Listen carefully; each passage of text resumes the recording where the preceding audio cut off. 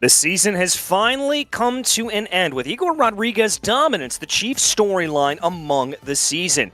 But with the pro title all but decided, there are still plenty of battles left to play out over the course of the rest of the field as we make our way to the most hallowed racing grounds of all, the Indianapolis Motor Speedway. This 14-turn road course placed in the middle of the oval will certainly be a wonderful season finale, as it will in real life. But before we send the cars out for the Indy 8 Hour, it's time to be able to take to the track here in ACC. Hello, everyone, and welcome to the final round of the Mobileye GT World Challenge America Esports Championship. My name is DJ Clark. Delighted to be back in the booth alongside Jesse Lee with Mike Yao and Steve Proudly working away behind the scenes. And Jesse, as you can see from our track previews here, weather could be the big storyline here today. Yeah, it sure could, DJ. It's going to be one of those days where you're going to have to keep one eye on what's in front of you and one eye towards the sky, because it could come down at some point in this race. It certainly was almost flooded during the opening stages of practice. It dried off a bit during the qualifying period. The entire qualifying run was going back and forth. When do they get off the wet tires? When do they go to the dries? Every car onto the dry tire at the end of qualifying, but it was chucking it down prior to that, and it could be chucking it down in the race. Looks like a dry start for the start at least. Let's take a look here at your entry list coming down through the order. Now, again, as we always have here, we've got those pro entries and then the silver class entries. So a little bit of back and forth when you talk about those battles in between the two categories. But those drivers not necessarily prohibited from racing each other out on track. And indeed, many a time over the course of this season, we've seen the silvers absolutely up there competing with the pro drivers. Oh, it's been the story of the season for me. It's just how competitive this silver field is. Of course, the top so many silver drivers are going to get promoted to pro next year anyway. Cody Sherritt, who you saw on the entry list there, of course, one of those drivers likely to get that treatment. As we take a look there at the standings, as we said, Igor up at the top there, pretty much locked into the championship. But the battle really exists here for second on back. Going to be some very, very close drivers here up in that pro category. And a few drivers here waiting to be able to pick up a few points before the end of the season. As we also look on into that silver class standings, going to be very similar to what we saw in the pro category. Cody Sherritt pretty much has this locked down, but look at that battle there. As we look, Levac could close in a little bit on it, and then fourth on back going to be a very close battle as well. Yeah, you said it, DJ. It's going to be a close battle from fourth on back. You've got Barrera, Whirl, Gulzar, Landry, all those cars inside the top five. They have a shot here today, possibly in mixed conditions. We don't know yet, to take third place. It's going to be a wild card kind of race. There's no better way to end a championship season. This is what the scenes looked like during practice today. It cleared off, the sun came out a little bit, and the track dried up during the entire qualifying run. But my goodness, was it a fun time to watch the cars go around the racetrack searching for grip. Everybody had a different idea of when to get on the slick tires, DJ. Yeah, everybody had a different idea of exactly when to be able to do that, and that could be what we see taking place over the course of the race today, as we've heard a little bit that there's more than likely a chance that we're going to get a little bit of rain over the course of this race. Now, the question's going to be, how long is that going to last, and is it going to fall within a window where you got to come in and take those wet weather tires, or are you going to be able to make this to the end on slicks? How are you going to play this? As we take a look down the grid here at this point, a couple of surprises, I have to say, and that's really as a result of just how upside down this qualifying was. And that's sort of what happens whenever you have mixed conditions in qualifying. You have cars that maybe drivers, they don't particularly perform in mixed conditions as good as they would do in either wet or dry. Sometimes the mixing of the conditions messes with your head a little bit. You've got to hit different grooves, you've different braking points, and you've got to be a little bit more leery of going over the line. It is so much that you kind of drive a little bit more within yourself, and that sometimes can be a problem. The forecast for today, for race day, for 1 hour's racing, was a 65% chance of rain. We've absolutely already hit that as it's wet on the grid today. Everybody here, unless they're absolutely going for the huge Las Vegas-style gamble and hoping it stops immediately, they will be on the treaded wet Pirelli tire here.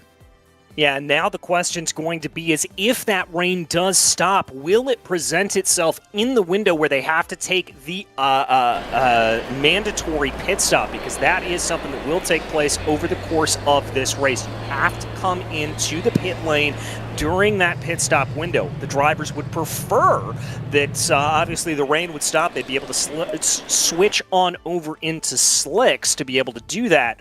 But we'll have to see how Mother Nature decides to change things around. Pace lap is underway here from the Indianapolis Motor Speedway as this field's going to make their way around this 14-turn road course. And Jesse, while the oval may be the part of Indianapolis that is better known, I've got to say here, this road course, especially the recent developments that have been put in by the Indianapolis Motor Speedway, really have turned this into a pretty fantastic road racing venue.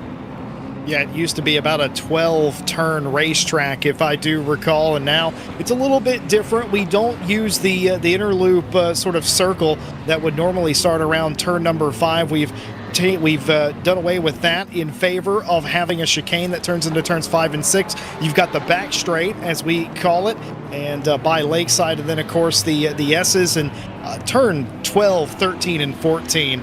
They're so difficult, but they're so technical. You can get a lot of passing moves right there. You can also end your day right there as well if you go for a move and it's not on, because it is such a delicate part of the racetrack. The car's naturally unbalanced because it's on the oval turn number 2, and then it's just such a scary turn. You can take advantage there, but you can also get yourself into trouble.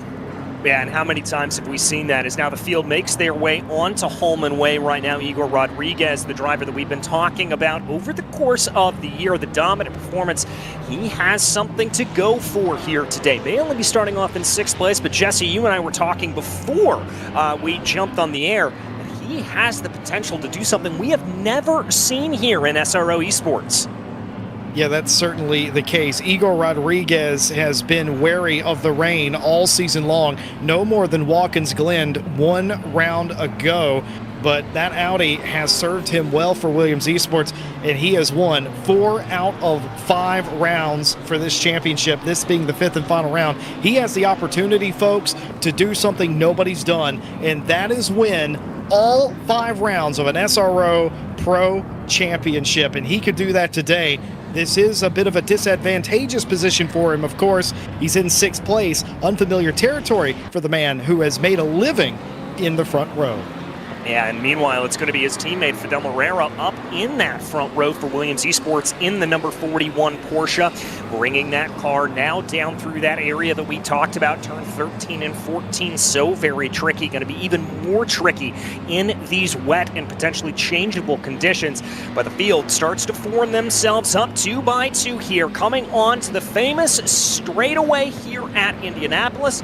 Live look at Moreira as all eyes go up towards the flag stand, and the field makes their way onto the start-finish straightaway, getting into the acceleration zone, looking for the flag here for the final race of the season. And there goes the green. We are racing here in Indianapolis. It's a good getaway for Moreira. Big fan out there behind. We're going to be 4, almost 5 wide, coming down into turn 1. Hopefully everybody's going to be able to keep everything together. Discretion proving the better part of valor here for the majority of the drivers. Looks like they're going to fan themselves out there as the first couple of rows get through. A little bit of contact with the curb farther and back, but it looks like only 1 car off into the grass. 1 car off into the grass, but they're going to be able to get back onto the racetrack. It's not going to be the biggest of deals there. Just a little bit of a fender bender. You got too much over the curb. You can't steer the car when it's in the air, of course, and that's what caused that more than likely. It wasn't like they overran the brake zone necessarily. Oh no, Igor Rodriguez, is that him? Nearly off of the racetrack there. Was it contact? I didn't see, but nearly off into the grass, and that was nearly day done for your champion-elect in Pro, but they just about saved it, got it back on the track. An inauspicious start to a very dangerous race for Igor Rodriguez, but he saved himself. Managed to save himself. I think there wasn't any contact there, as now we watch the field coming down through Holman Way. This is that back straightaway that you talked about earlier, Jesse. Watching Marc-Antoine Landry right now working his way behind Lou, trying to see if he's going to be able to get that silver class Audi up into more positions as they come through the section. Love this camera angle here as they make their way out of turn 10, getting the power back on here and getting back onto the oval portion of the track. Yeah, it's just absolutely beautiful. It just shows you what they're doing with the precision of the race cars, where they're putting it. And this is a racetrack that even though the curbs are wet, normally you get told with the wet curbs on racetracks, you don't hit them. You will still, especially in the lower speed corners, in any corner that you can shoot straight through that you don't really have to put a whole lot of steering into it, you're still going to hit the curbs, especially case in point right here. You're going to be able to hit that curb. It's not going to be too big of a problem. The car's already loaded up. So again, not an issue, completely fine. You know what's not fine? Igor Rodriguez, 5-second penalty given to him in the 124 Audi, and that might be the nail in the coffin. We might not have our first champion that wins all 5 rounds, and here it is, a 5-second time penalty to the 124 Audi for causing a collision versus car 420. So a little bit of contact there on the opening lap and a 5-second penalty, and in this field, that is quite horrible. Yeah, and I think that penalty was actually given out for contact in qualifying, so nothing we saw there. It was indeed. So race control obviously keeping a good look at that. Let's keep our eyes focused on what we've got here. Cody Sherritt under a lot of pressure right now. That's Sever, Fimbres, Casas, and Loverlink all trying to be able to make the move there behind. As, there is going to be that number 39 BMW trying to make the move. Cody Sherritt able to hold off for Genesis Esports in the number 22. Again, this is a little bit of that Silver Pro battle that we talked about earlier. Let's jump back up here. This is Jaid Hutchinson for Lamborghini Esports in the number 26, trying to close down on Roman Negrini in front. Going to take a look down to the inside of turn 12. He is, and he's going to be there. I don't think you can hold this around the outside. It's going to be contact there a little bit. It's going to send Negrini off of the racetrack just a little bit, but the position is forfeit. The Lamborghini Esports driver, Hutchinson, up a spot there, but will the stewards will raise control, take exception to how that's done. Mentioned that right before we went to green. That is an opportunistic corner turn 13, but you've got to be very careful that you don't send them off the racetrack, that you don't make contact. That was somewhat significant, but even still, glad I'm not race control. Glad I'm up here and dry. Yeah, same as me as we watch Lucas Verl right now, right in the middle of this long pack. Oh, contact there in the back. I'm not sure exactly who that was. And there, Verl goes around. Looked like that Aston Martin having a little bit of how you do it from behind as the 4 is going to plummet down through the order. You could just see it. Lucas Worrell was not happy with that, was spinning the car around, had one hand in the air as if to ask, what on earth? What caused that? Why did you even consider doing that? What happened to me, in fact? But they rejoined the fray as they were spun off of the racetrack there. They will rejoin somewhere outside of the top 15 or so. In fact, they keep falling through the field. They're almost out of the top 20 at this point. Race continuing. These mixed condition races, DJ, they always play like this. You've got comers and goers. Maybe you're a little bit stronger in qualifying than on race trim with full fuel load.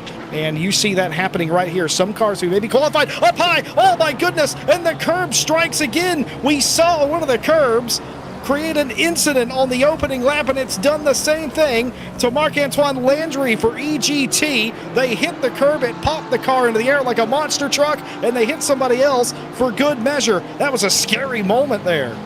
Very scary moment for Landry, as it just looked like, as you said, he came up over on that curb and it really chucked that 711 Audi up into the air. Absolutely no control for them. Looks like we've got a few more decisions coming down from race control cars. 12 and 88, that contact on lap 1 is deemed a racing incident, so no further investigation or penalty will be given out for that. Ooh, looks like there the Verl up in front of Landry may have had a little bit of contact with that outside wall coming out of the final corner. Again, we're going to also have no further action taken for the incident with the 124 in the 39. Verl there taking a little bit of a peek, coming down into the corner. I see there behind we've got a little bit of a battle of the Acuras as they come down into the braking zone for turn 1 as well. But I'll tell you what, Jesse, this has certainly been a little bit of a scruffier race than we've anticipated, and I've got to think it's really all coming down to this inclement weather that is just chucking it down here still around Indianapolis. Yeah, it's so unlike what we've seen this entire championship. You know, the Mobileye World Challenge GT Esports Series has just been very clean here in America this year. It's been a lot of really good racing, some side-by-sides, of course, and some excellent finishes, but we've not seen this amount of penalties this early in a race in quite some time, or this much contact even in quite some time. So that goes to show you these conditions are playing with some of these drivers' emotions. They're playing with the decision making, and they're also making a little bit of a mistake. Sort of a newer track too, DJ, of course, isn't it? One of the newer tracks to ACC. They would have less seat time than they would at most other places, and rather besides, especially these conditions as well. You don't normally just set out on a normal Sunday practicing in these weather conditions. I know these drivers typically will do, but they don't have nearly the seat time at this racetrack in this weather. So I think you're seeing a little bit of that inexperience come up, and a little bit of that, the pressure's mounting, isn't it really? It's last race of the championship. Yeah, it's certainly starting to stack on that pressure here for a lot of these drivers. We watch Ayrton Stefano right now in that number 98 Acura, working his way down behind Clifford, trying to see if he's able to get a little bit of a draft off of the Lamborghini. Not going to be able to make that pass into turn one. Now, the one thing that they're going to have to watch out for is that other Acura from behind them in the form of Lou. That is one of those pro-class drivers kind of caught in the middle of this silver field. Going to have to see how that plays it out a little bit, if Lou's going to try to push a little bit more, or if Lou will be more content to stay in line at this moment. Again, silver class drivers don't have to get out of the way for the pro drivers. Yeah, they certainly don't. Cardin Lou is about to learn that the hard way. They've got Gulzar right behind him, one of those drivers fighting for potential podium position here in the silver class. Not just this race necessarily, but the championship, of course, as they're somewhat down the order right now. And I could have sworn I just saw a car. Yes, indeed. The Honda of Ayrton Stefano going way wide there, was able to gather it back up before the grass comes. There is a significant sort of runoff portion. It's not necessarily a runoff, but you could use it as that. It's a big old corner. You can sneak around and not actually get on the grass. Getting on the grass here is going to almost always end up in a spin. These fast corners like this, you don't want to do that, but luckily in some areas there is considerable runoff room. One of the places there's not is right here, where you get into the grass, you're likely going for a spin. Incident between cars 27 and 98 on lap 2. Warning to car 98 for causing a collision, says race control. All right, and so that is just going to be a warning there, as we've got a little bit more. We're going to jump back up into the front of the field here. Chris Siebert working his way around, trying to battle with Igor Rodriguez. Now, Siebert's going to know for that SRT Esports pink machine that's ahead of him, Rodriguez will have that time penalty. But, Jesse, it sounds like we've got a little bit of news here. Rain potentially stopping in 10 minutes. Yeah, it certainly was. We were sitting on the grid, and we could see the blue sky off in the distance. We were wondering, is that coming our way? Which way is the storm going? And it very truly is. The rain going away in about 10 minutes' time, and it will take just a little bit of time for the track to start drying, but that does fit into the pit window, DJ, of when they're going to come in, or when they potentially can come in, service the car, satisfy the mandatory pit requirement, and go back out there on the racetrack, because it's going to be advantageous for everybody to come in then. That you may see some play with it that will come in a little bit early trying to gain an advantage. You're going to see some others wait just a little bit longer, but they're all going to be in around the same time to switch off of that wet tire, put the slick Pirelli P0s back on the cars, and go racing again. But this strategy, it could prove vital when they choose to pit. One of the cars there clearly off of the racetrack there, Chris Seaver trying to gather it up. Yeah, it looked like just ran a little bit wide coming down into turn 12. Now that's going to be Skylar Loverlink and the Ferrari, the number 520, that's going to be trying to get on by, as it looks like, I believe. They're flirting with that wall, ain't they? Yeah, I mean, this is absolutely indicative of, frankly, what we saw last year at the Indy 8-hour. A lot of drivers pushing up to that outside wall on the exit of turn 14, and obviously K-Pax having a big impact into that wall, bringing out one of the most extended yellow periods of the Indy 8-hour last year. Yeah, that's absolutely frightening to watch, and that wall is unforgiving. And we talked about getting into the grass and spinning the car. That's actually the best case scenario. With some of these walls around here, you don't want to get into, and that would just completely ruin your day. Fidel Morera, the quickest car thus far. That's what the magenta number plate means at the top of the screen, and they have not necessarily driven away from Whirl at all. It's still under 1 second, first to second, but that will be of little consequence to either car as they're running first and first in their respective categories. Oliveira in third place is the next nearest in the pro class, and they're about 2.5 seconds off of Morera. No threat at all for Whirl right now from Cody Sherritt. Sherritt's doing a good race thus far, DJ. They've stayed out of trouble. They survived the start, and more importantly, they're in a position to win this championship. And even if they were to fall to third place, that's also not necessarily relevant because they've got a little bit of a gap cushion. They're in a great position in front of most of the field. It's all going their way early. It's all going their way, and think about this here, especially if you are Cody Sherritt, you're going to be keeping your eye on where Marek Levesque is in this standings. Levesque all the way down in 13th place here at the moment, and so that's going to be very indicative. As long as Cody is able to stay in front of that number 88 Ferrari, they're going to be in good position to be able to keep themselves forward. Sherritt here, not really running super defensive going down into turn one, but it looks like here we've got our biggest time penalty given out. This is for the incident with cars 27, 787, and 98, and that is going to be Cardin Lou, a 15-second time penalty for causing a collision. That is going to be very, very detrimental for the number 27. Yeah, it sure is. That's going to be an additional 15-second stop to the pit box for their mandatory stop. That will almost certainly drop them, at this point, just about to the back of the pack for Cardin Lou. That is not a good penalty. 5 seconds for Igor Rodriguez. That's sort of manageable. You're going to lose about 3, 4, maybe 5 spots, depending on how far people fan out. It could be less than that. It could be more than that, of course. But 5 seconds, it is a penalty enough. 15, you're going to the back.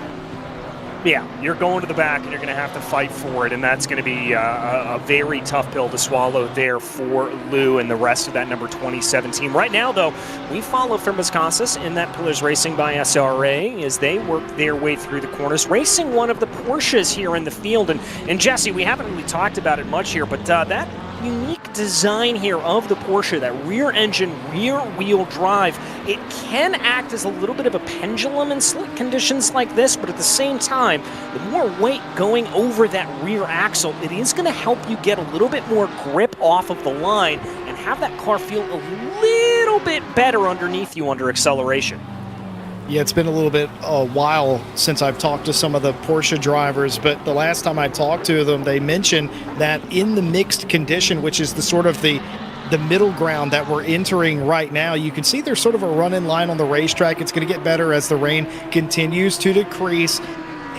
They say that in the interim, the mixed conditions, the car is actually really good. Probably one of the better cars. Now, I don't know if anything has changed since I talked to them about that, but it's formidable in the wet anyway because of the driveline, like you said, but even more so in the mixed conditions where everybody else is struggling to put the power down a little bit. Maybe their tires are a little overheated whenever it's drying out. The Porsche doesn't necessarily have the worst time of it with that, or at least at one point it did not. These cars, though, they look like they're having any issue. We saw a couple of the cars a little bit further up, in fact. They were a little bit sideways earlier on. I think everybody now, maybe they've settled in a little bit.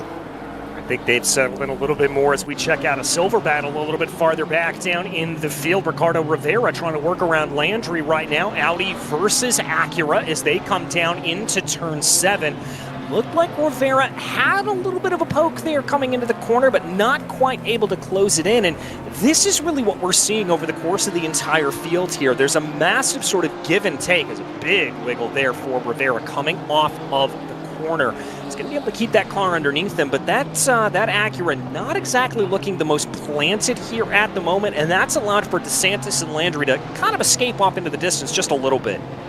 Yeah, and it's super easy to say, oh, maybe that's just the Acura platform that's causing that, but absolutely no problems for Alvarado behind. It's only happening to Ricardo Rivera right now, so you have to say a setup issue with that car, but look at Alvarado get as close as they possibly can to the wall, trying to gain everything down the pit straight and have a look to the inside. They're not going to be able to. Landry in front is looking on DeSantis down into turn one, doesn't make a move, falls back in line, and has excellent position. So what was a 4-car train has now broken down into two-car trains for the time being.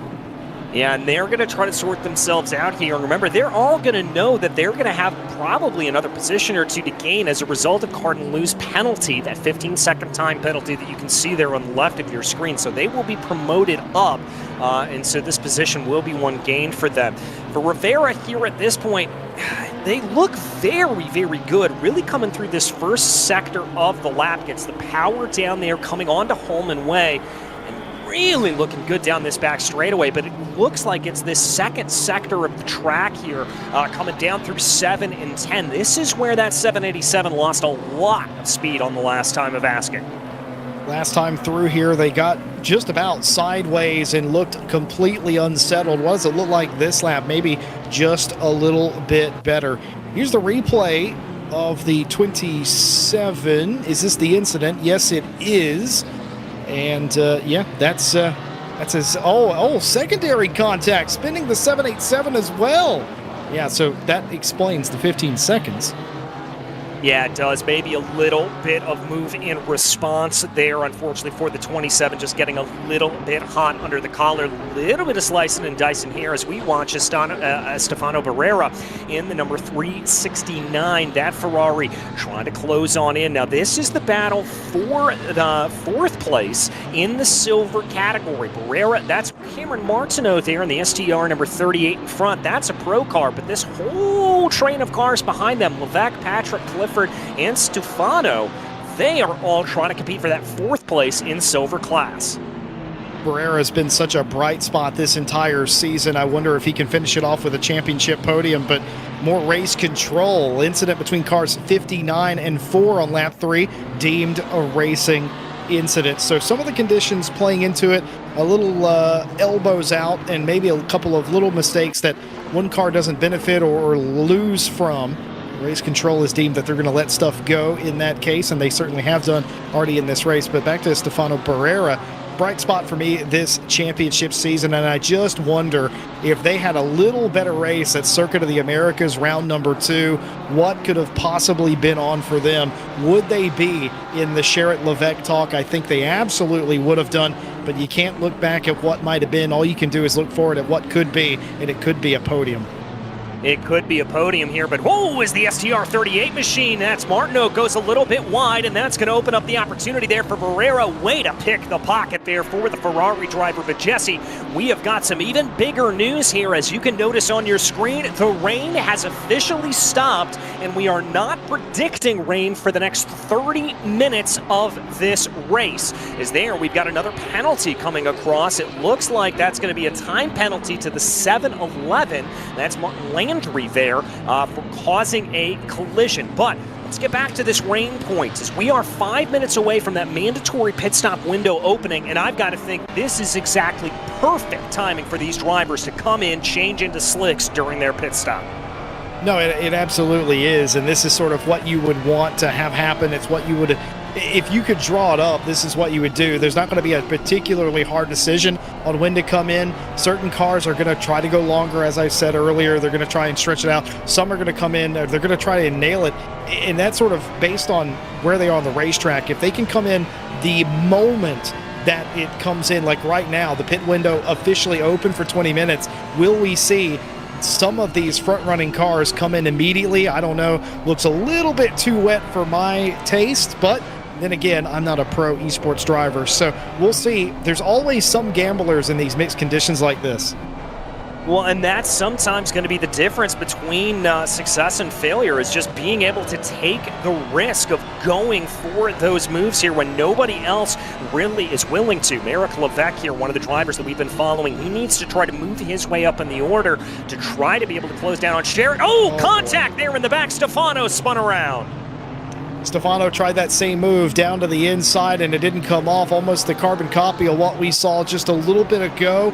And the only difference was he spun himself. He was trying hard to stay off the car on the outside. It ends up spinning himself out in the process. That's going to be a little bit frustrating there for Stefano as he's going to find himself down to about 19th position. Here's Chris Siebert for STR Esports Pink trying to work his way on Skylar Loverlink in that number 520. Obviously not supposed to play favorites here, but two of my favorite liveries on the grid. A little bit of side-by-side action farther down. Ricardo Rivera, we were following him earlier, going to try to get that move done on DeSantis. They're going to be too wide coming down through 2 and 3. Carrying more speed around the outside is Rivera, but has to give up the coast as they come down into the braking zone for 4. That was very close racing, and we're not done yet. That was almost a move there, but it wasn't quite inside enough. You don't want to hit DeSantis, does the 787 of Rivera. And of course, Rivera was hard done by the earlier incident that sent them around of no fault of their own, but they've gotten back into the race, and they still look like they've got a fight in the car. Must not be damaged too bad or heavily at all, and certainly didn't seem like it did any damage to the tires as they're able to drive right on the back of DeSantis. And what I loved about that move was Rivera was looking for the move on DeSantis. Alvarado behind them was looking for the move on both of them. Yeah, was definitely spying a move there as much as possible as we now watch Cameron Martineau in that STR Esports blue machine trying to work his way forward. Barrera up in front of him, a silver class car, as well as Levesque there behind him. We talked earlier about how important it is Levesque continues to try to gain positions here at this point if he wants any hope to be able to take this championship away from Cody Sherritt. Certainly the case. Cameron Martineau, I just want to say this. Love his hair. Igor Rodriguez making a move there, it looks like, on Roman Negrini there. That will move him up into 6th place overall, and that will put him, I believe, 4th in the pro category. But again, that 5-second penalty for Rodriguez coming at the pit stop, going to put him farther back down in the order. It certainly is. Igor Rodriguez now trying to do a little bit of damage control. I mentioned that it could be as little as just a couple of positions that'll still be detrimental, of course, as Merrick Levesque not running off of the racetrack. That may have looked a bit scary, but really what he was trying to do there, I think, was maximize, and he went a little bit too far, got really close to the absolute extreme level or sort of exit point of the racetrack, almost onto the grass, had to load it up way more, lost just a little bit of time, and of course the more detrimental thing to that was not set up for the next sequence of corners, which means he lost out on the straight. But a little bit more grip for Merrick Levesque for Ace Tech Sim Sport Visceral right now, I think, because almost made that up in a couple of corners. But you could also probably argue Martineau is being held up by Barrera just a little bit in front as well. All's well as ends well, at least this time.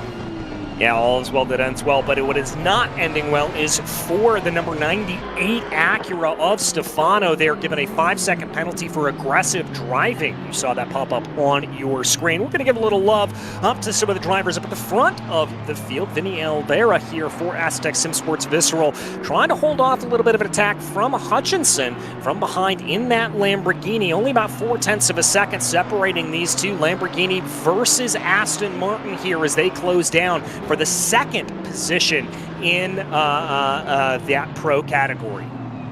Well, it's not necessarily the end-all be-all of importance for either one of these cars right now. I think if you'd probably argue it's a little bit more important for Oliveira to keep this position, to try and get something back here late in this championship. For Jade Hutchinson, he's not going to catch Igor Rodriguez for the championship.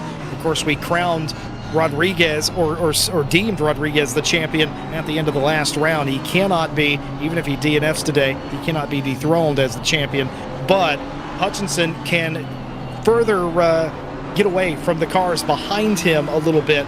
But for Oliveira, I think it's a little bit more important. Get these final points here, get up inside the top 5 in the championship, and make this season mean something. Yeah, I've got to agree with you there about that, Jesse. Well spotted, well reasoned there. As now we watch Fimbres Casas working his way around. This is your third place driver in the silver class category. And we've just had a note here coming in from behind the scenes, Jesse, and I'm curious your take on this. It's sounding like it's probably going to be too wet here during the course of the pit window to come in for slick tires, and it's kind of being forecasted that we may see drivers take another round of wet tires in their pit stop and try to make them last to the end. That's interesting, and I won't go against Michael Hamlet, hashtag Hamstats, for all the real ones out there. You know, I got to agree with that.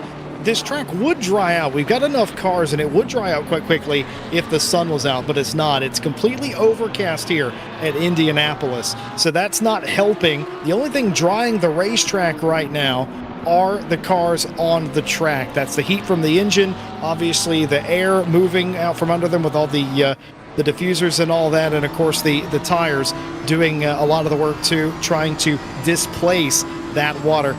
That's a good take, and I probably hadn't thought of that to that point until I read that was a distinct possibility that they may try to get to the end on wets. Some may try to do that, and that might be the safe play. I still think some will try it on wets. They're going to go to the end of this pit window. They're going to slap on the dry tires and pray it does dry up. Because if it does, these drivers stuck out here on the wet tire, they're going to be running many, many seconds a lap slower. You can potentially make it up if it dries out enough. The greatest part about this, DJ, nobody's right yet. The track is in a limbo state. Wet tires, dry tires, it's not decided yet. Any strategy could be the winning one, and unfortunately, until the checkered flag falls tonight, we won't know which one's the right one. So they got to try both.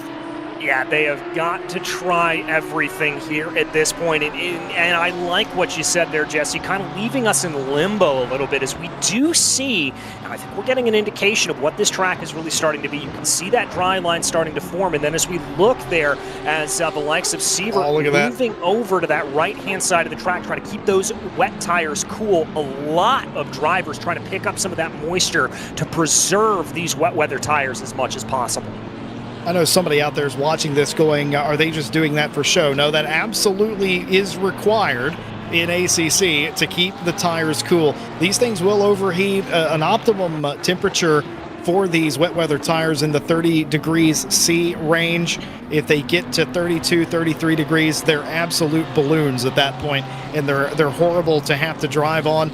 That may be what they're dealing with here, simply to keep them from having to suffer on the dry tire, because they're going to be suffering if they do change for quite a while. The real question is, where is the equalization point, and when does it become more advantageous to be on the dry tire, if at all? I think you're going to see a mix of both ways, but I like where Hamlet's head was at with that strategy. I think that's the safe bet. I think you're going to see a lot of drivers go with the Michael Hamlet strat there.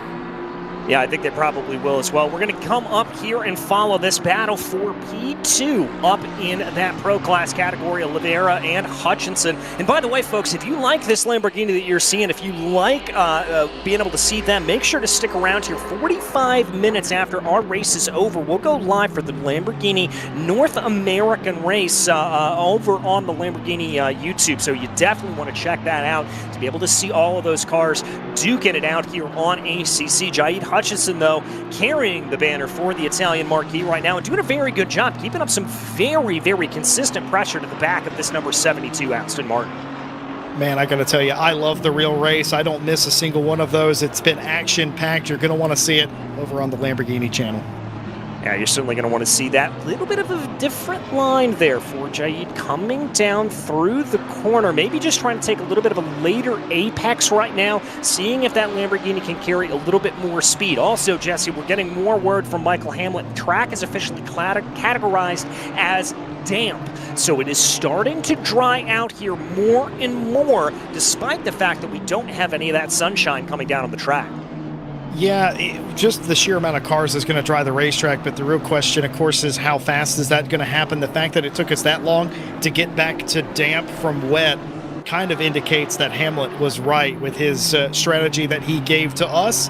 because it's just not going quick enough. If the sun was out, if the temperature was up, it would be a completely different story, but that is not what we're dealing with here today, and it's going to make a very difficult decision on pit lane for some of these drivers. We came on saying, hey, if it stops raining halfway into this race, that's right in the middle of the pit window. That's going to be an easy decision, but it hasn't been that. It's not been easy for Fidel Moreira either. He has taken pole position. He's led every lap thus far, but we have the whirl for the Arnage competition team who has driven back up there. It's never been more than a second between the two of them, and this is a tricky predicament you have. DJ Clark, it's two different classes, but how do you do this if you're Moreira? If you give up the overall lead, you're still leading your class, but what do you do? I mean, this is that kind of back and forth that you've got to play with here a little bit, and that you have to think about in how you're going to approach this. If I were Moreira at this point, I would have no problem letting Verlon go, but Jesse, I'm not a racing driver. I don't have that killer instinct, as we've got our first takers down in a pit lane, though. Cody Sherritt coming on in, and look at that. Those yellow bands on the side of the cars, on the side of the tires, it's slicks.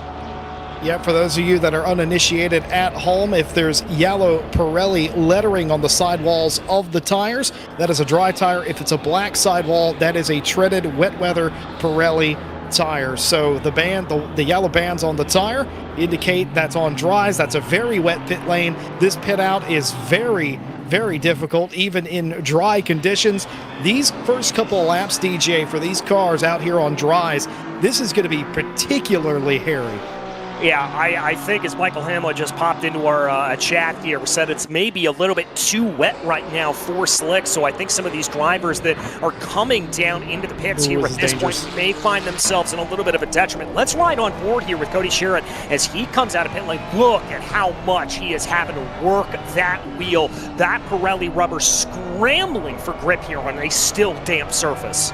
Well, he's got low tire pressure to begin with. That was a huge bit of counter steer right there as well. But the tire's not up to temperature regardless here, because you obviously set the PSI lower than what you wanted at optimum anyway. So it's always less than advantageous when you start. And it's just so scary, this opening lap for the Genesis Esports driver. He's super concentrating. Look at him, absolutely laser focused on the straight. You get a brief moment to breathe. You're just trying to follow the less wet line on the racetrack. There is no technical dry line yet. There is a less wet line on the racetrack that you're attempting to follow. How much full throttle is he getting? I would hazard the guess not a whole lot. He's probably got the traction control turned up quite a bit as well. It's just there you can see it on the bottom right hand corner of the screen. You can see the throttle fully pinned through this section, which I'm not necessarily surprised. Not fully on the brake here, simply not trying to lock up the tires in the mixed conditions. Back onto the throttle. He seems to be getting the hang of it here in the second part of the lap. He's not fighting it nearly as hard as he was in Sector 1 and 2.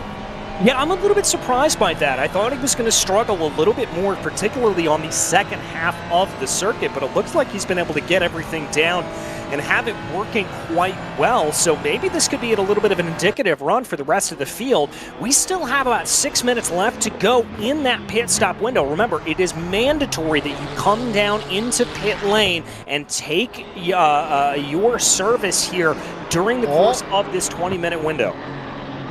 Well, I just saw something in the reflection of Sherritt's windscreen that I think everybody can now see as well. The sun was peeking out of the clouds, and now it has fully emerged onto the racetrack. Many cars still yet to pit. Loverink and Levesque into the pit lane this time through. Everybody else still out there. The whirl in the number 4 car into the pit lane as well. Not this whirl in the 40 car. You know, if they're going to be family, that's fine enough. Could they have picked decisively different numbers so it was less confusing? Arnage competition, though, still trying to take away the lead from Moreira, doing it in a fashion of, hey, I'm here, I'm a little bit quicker. Moreira's not necessarily defending, they're not necessarily that close. Whirl's not making any lunges or moves yet either. I wonder if they're trying to think, or they're thinking at this point, maybe we can settle this in the pit lane. Yeah, that would be my indication here at this point as well. If I'm Leandro Rural, just kind of thinking about that, trying to settle it out in the pit lane, as we've got a big gaggle of cars here behind. This is Jonathan Clifford, Martineau, Patrick, everybody kind of getting involved here at this moment. Chris Sievert leading the way there as they come down into the corner. Clifford in that Lamborghini going to be holding in behind Martineau. Certainly has the potential to be a nice little battle playing out. All these cars still out there on the wet tire. It's not the biggest deal quite yet. The track's still damp. You can get away with this. Your tire pressure is building, though. It's very much off of where you started because there's not enough water on the racetrack to keep them at the optimum operating temperature. But you're not seeing anybody skating around. Nobody necessarily skating off the racetrack, but several cars going into the pit lane there. Rodriguez is in. He'll serve his 5-second penalty in addition to a stop. Negrini in. Frimbers Casas in. Barrera, Sievert, and Martineau in that time by Patrick. Nearly half of our top 20 in the pit lane this time. Yeah, and I wonder here, Jesse, if this is really being instigated by that sun starting to peek out from the clouds. You can see on the racetrack it is certainly looking definitively more and more dry as we continue to put laps down. Oh, yeah. So I wonder if this is the go time they think for a lot of these drivers. This is the crossover point. Clearly not thought here yet by Moreira and Verl, but as they work their way down through 8 and 9, gotta think this could be time. Igor Rodriguez going to be out and on his way, having served that 5-second penalty as well.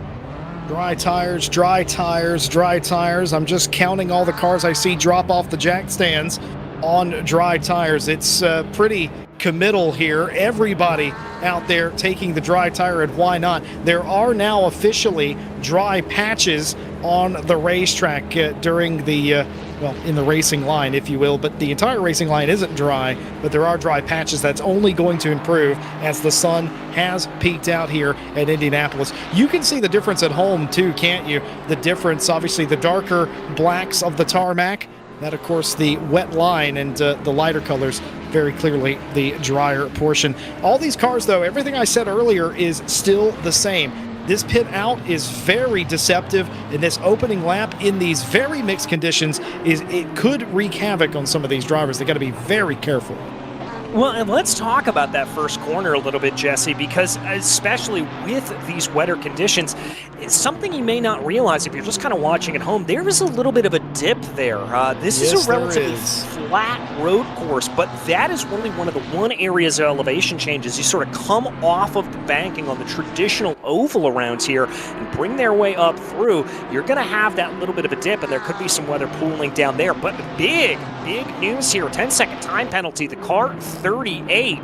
That is going to be Martineau there for causing a collision with the number 59 machine of Patrick.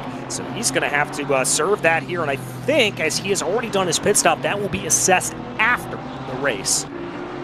Yeah, and it's going to drop him out of that brilliant battle we saw all of them having, Golzar, Rivera, and the like, and that will break up that little group just a little bit. Jade Hutchinson into the pit lane, and I believe he's exiting the lane now for Mobileye Lamborghini.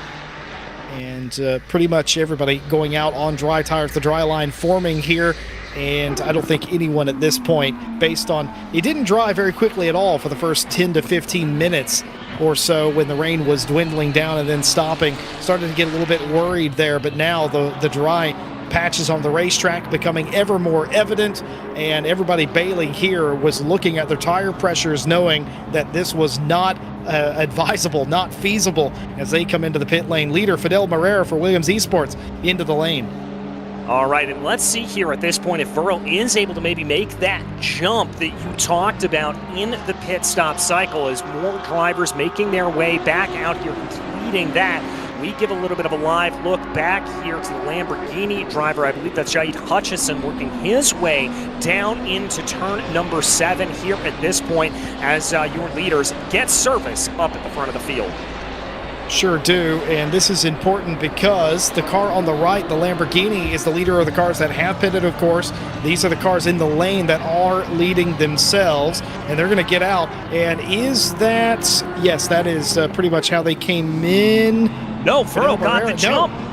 No, he sure did. In the number 40, Whirl did make it happen on the pit stop, had a quicker stop indeed, down and gone in front. And as long as they don't get a penalty exiting the pit lane, that's going to be clean. Well, watch out. They're not there yet. Here comes Hutchinson barreling down the pit straight. Whirl, Moreira, and Oliveira not out of the pit lane yet. It is a long old way. There's the line there, and he's clear. It was a clear pit stop.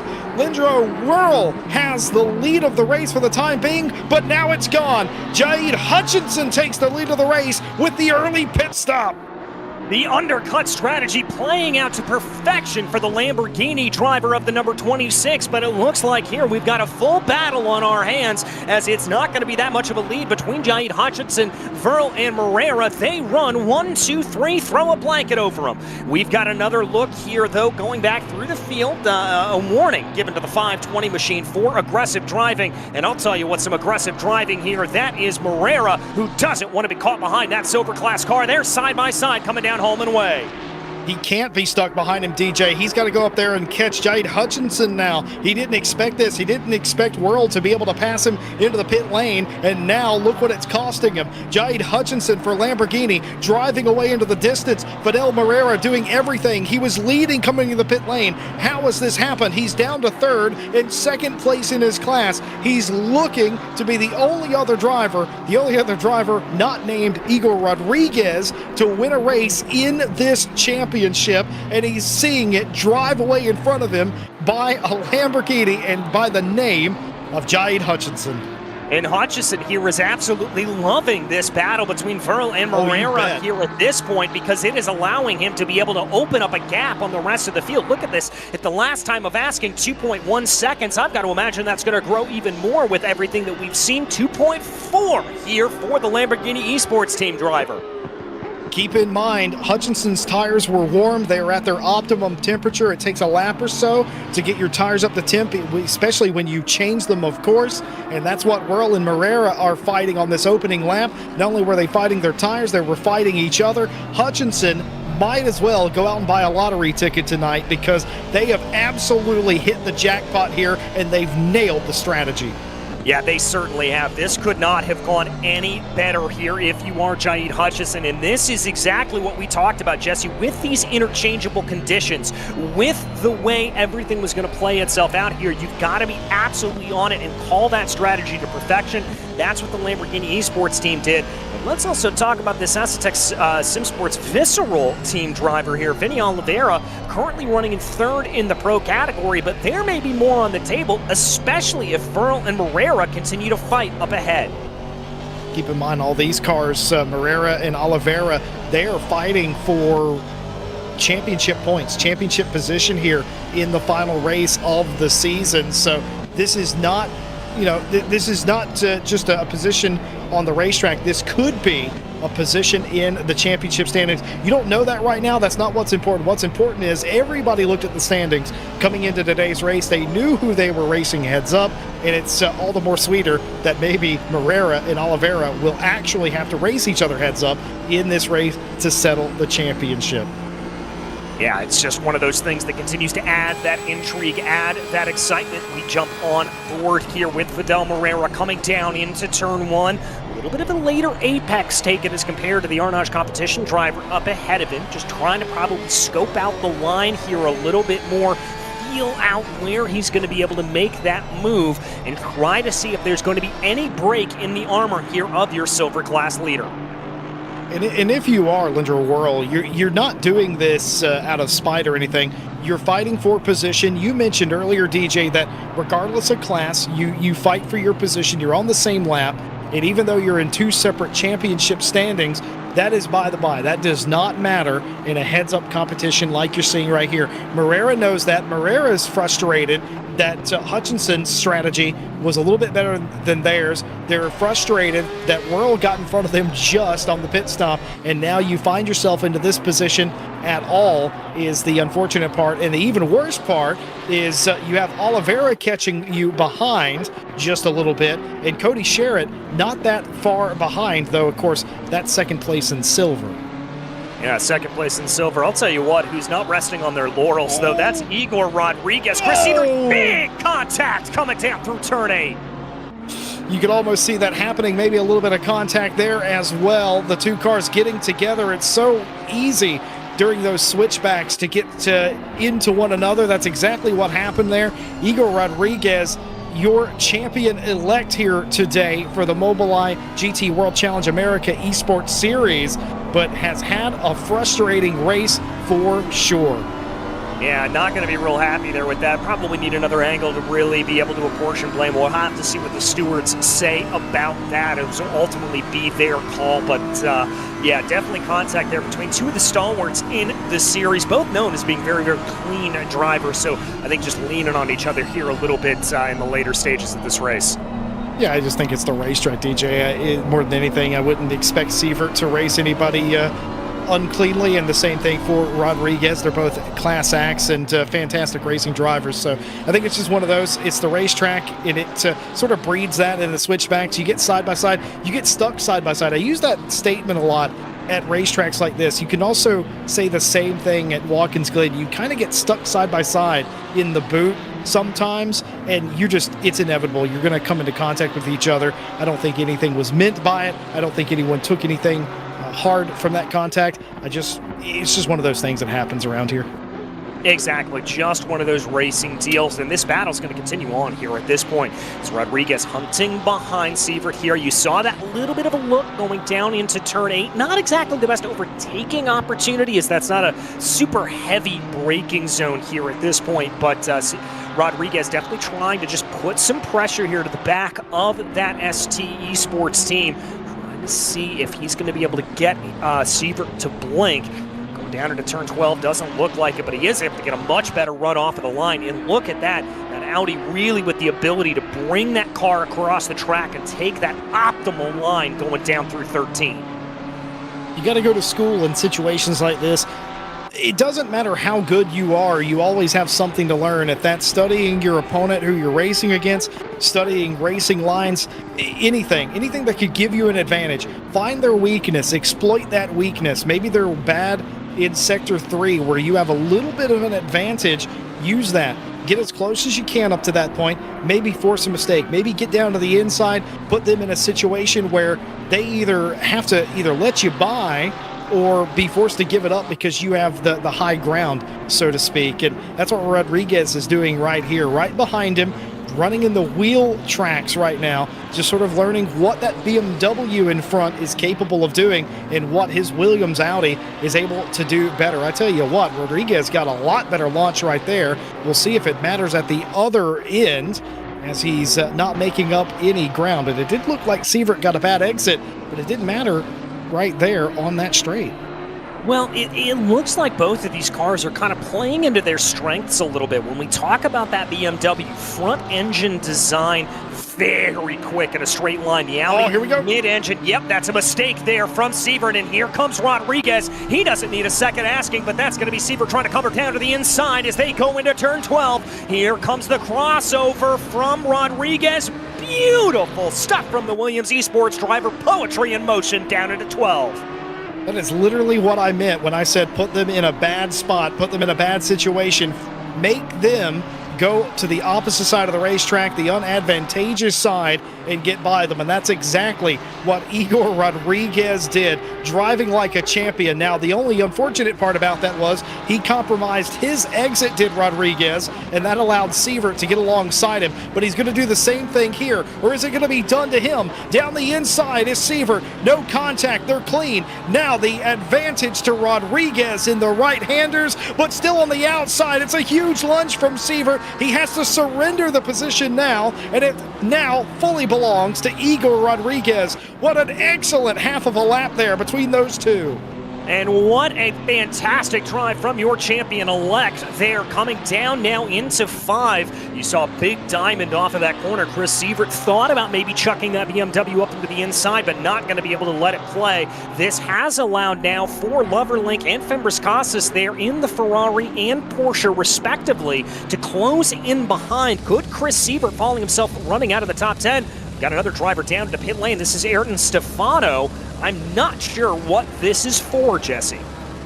I'm not entirely sure what's going on there. I wonder if maybe they didn't put enough fuel in the car or something else. He's not getting out of the cockpit, so I fully expect him to go back out on the racetrack, but something clearly amiss with Stefano's car, and that's going to end his run today as he will fall all the way to the back.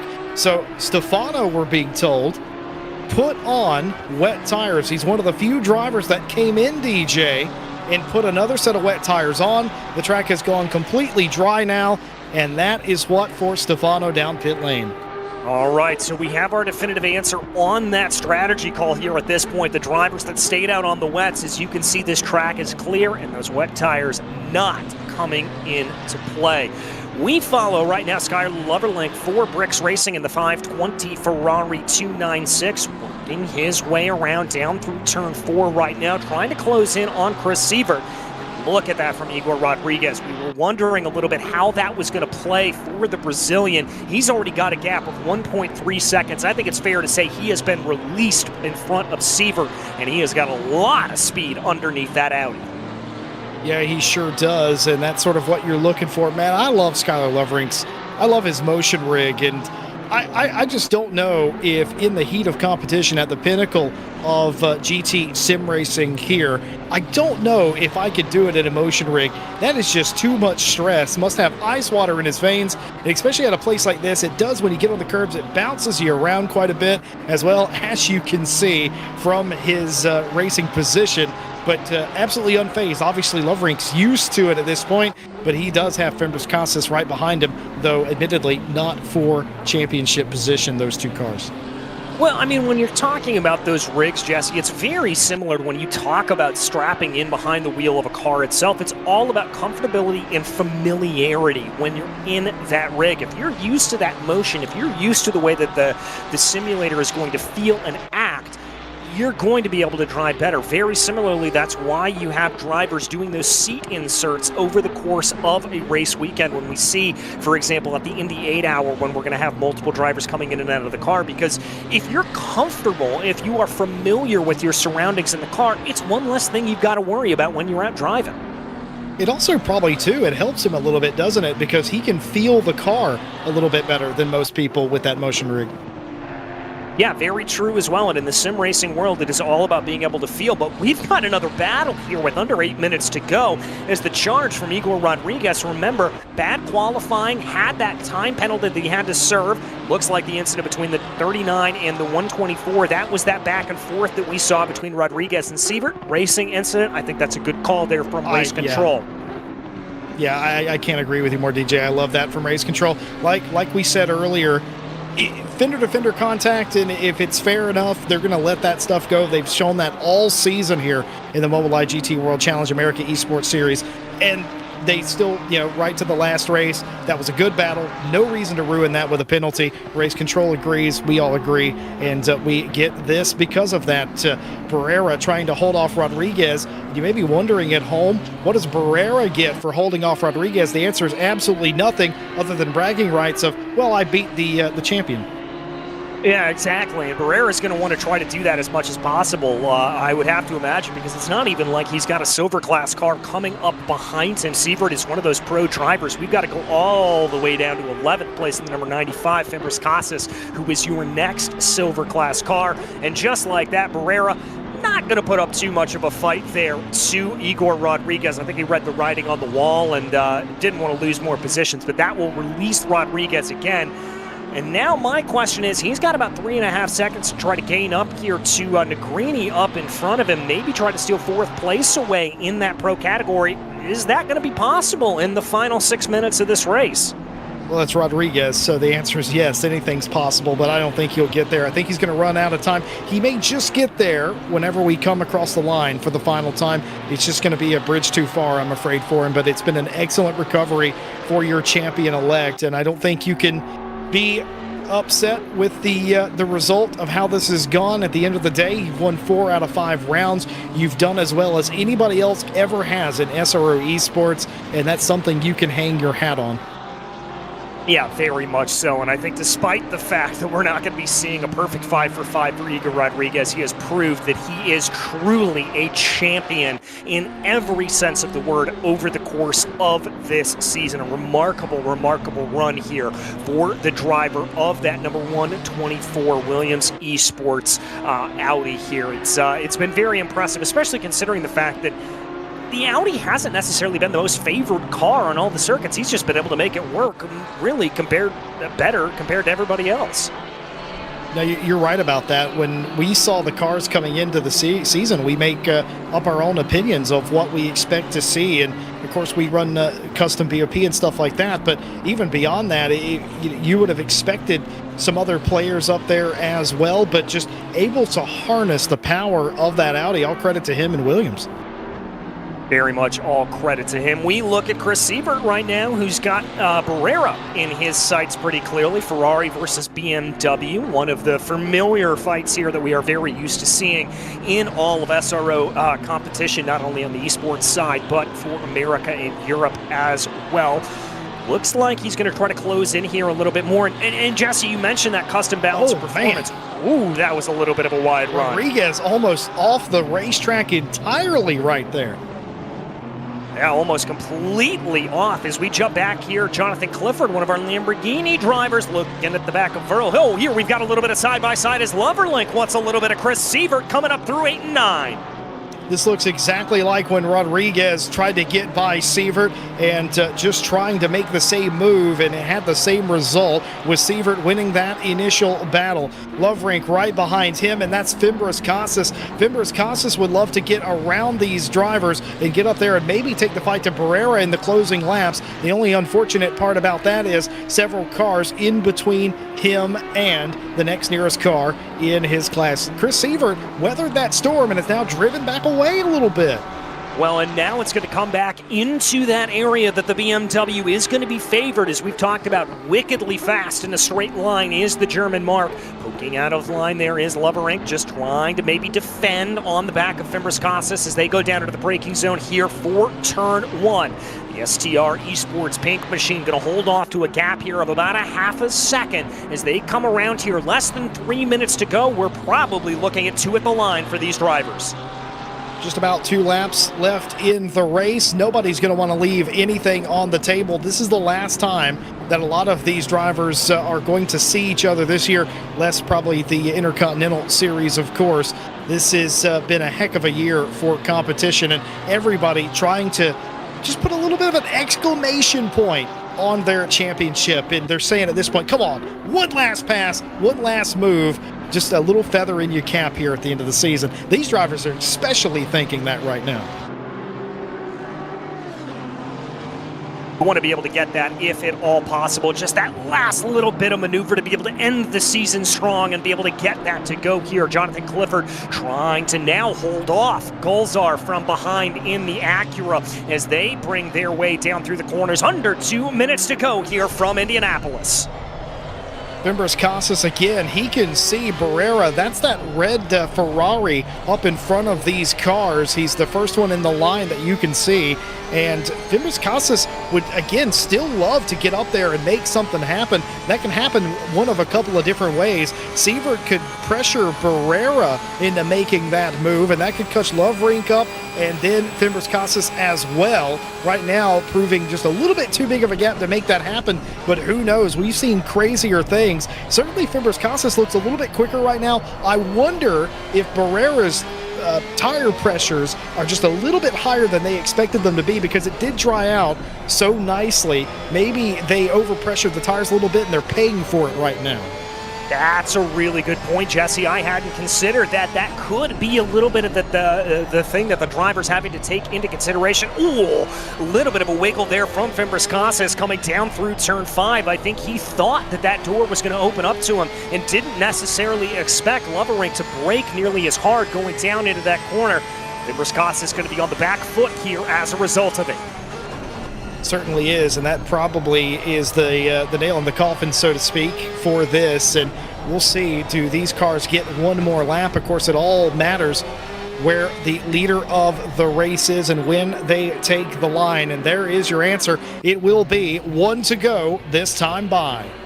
1 to go. White flag in the air at the Indianapolis Motor Speedway. Your gaps up at the front of the field about 1.9 and 1.3 seconds. But we have got to focus back here on the battle with Igor Rodriguez trying to be able to get by Roman Negrini, a battle of the two highest placed Audis. We wondered if Igor was going to be able to make this work by the end of it, and look at him go. Here we go. He is going to be fighting for 4th in that pro category. I just want to point out that I was right. I said they'd get there as time expired. I just assumed the race would be over by that point. But he got there, and he's trying to make the move, looking to the inside, showing the entire front straight. Negrini, unfazed, takes the outside line, converts, and is able to stay just in front of Rodriguez. Rodriguez may have one final shot to make this move, to make this position up, to add a little bit extra to what has been an otherwise sort of average day, uncharacteristically so for Rodriguez. One more spot, that's all he's asking for. He's got one more spot to try to do it, taking a later apex coming down through turn 6 to see if he's able to carry as much speed as possible. Going on to Hallman Way right now. He's going to get a little bit of a toe of the draft here coming in, but the gap's about 5 car lengths. I don't think Rodriguez is going to be able to close that going down into turn 7. And indeed, the gap has closed to about 2 car lengths here as they work their way around through 8 and 9. He's realistically got a shot here into turn 12, but even if that plays, he's going to have to be very close. But that is of no mind to Jaid Hutchinson, who crosses over the line to give Lamborghini Esports team victory here today at Indianapolis. Verl going to be able to come home in P1 for that silver class category, holding off the attack from Fidel Morera. Absolutely brilliant drive from those two, and this gaggle's going to come across the line, looking down to the inside off of the final turn. It is Igor Rodriguez, but that's not an easy place to get a run, but he's going to get it. They're side by side. Can he make it? And I wonder how close that was, but just in front was Negrini over Rodriguez. 38 thousandths of a second there, and you saw the smile from Rodriguez. That is what racing is all about here, those runs to the line. Here's Timothy Flaminger, the American driver for Alpha Esports, coming across the line. He will be able to go, and by our calculation here, Jesse, I can tell you that Cody Sherritt will be crowned your silver class victor here today. He has done it. He certainly has. Absolutely deserving champion. Cody, of course, started the season by, I don't even know if he was at Laguna Seca. He definitely didn't score points there, but has come back with a vengeance. He's gone 4 in a row to get themselves not only back in the championship conversation, but wrapping it up.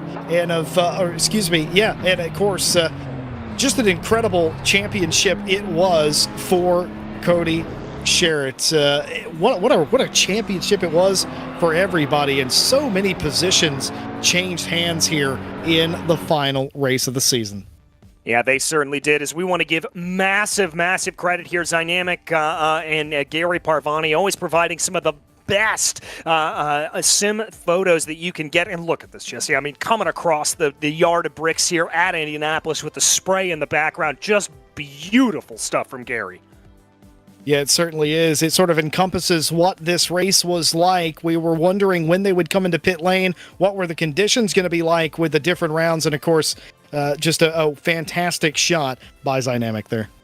Yeah, absolutely fantastic stuff there for Gary. Massive thank you to them. And what a great race here out for today. Just absolutely good action up and down through the field. You absolutely love to see it. This is what we wanted out of a championship finale. It certainly was. It was exactly what we wanted to see. It's sort of indicative, too, of what we saw all season. A lot of good racing, way more side-by-side action than we've ever seen in the Mobileye GT World Challenge America Esports Series before. Every year we come back to this championship, it gets more competitive.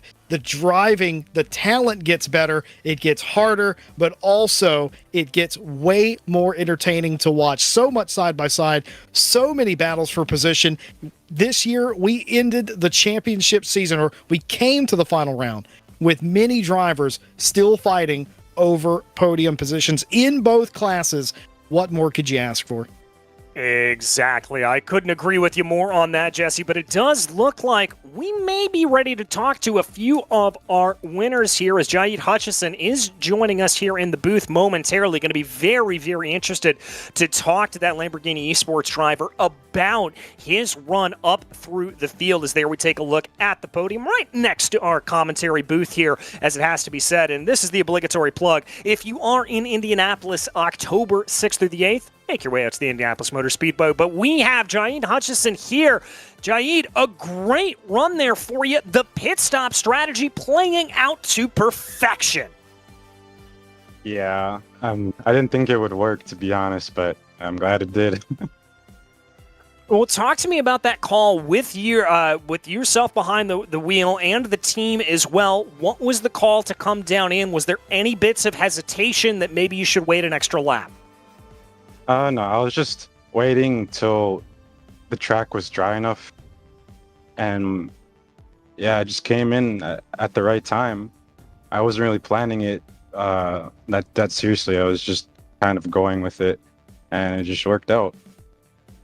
Well, it certainly did work out, and from that point on, you definitely had to be able to keep in your rear-view mirrors the rest of the drivers with Whirl and Barrera. Did you have any moments there where you were a little bit scared in that closing 30 minutes or so?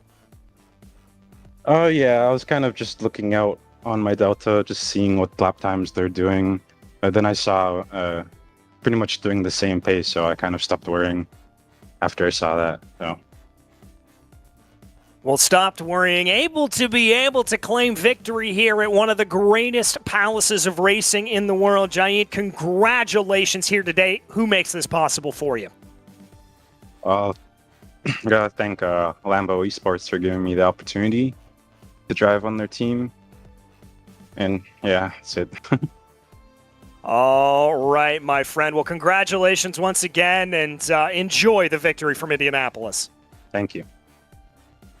All right, Jesse. Looks like we got a few more drivers to pop up to the booth here. Let's start with our champion, Igor Rodriguez, the Brazilian, able to take victory in the championship here this weekend. Igor, looks like you had a little bit of not the best run here today, not able to go 5 for 5 as we were counting on it, but you had a great run through the field and you made it entertaining for us.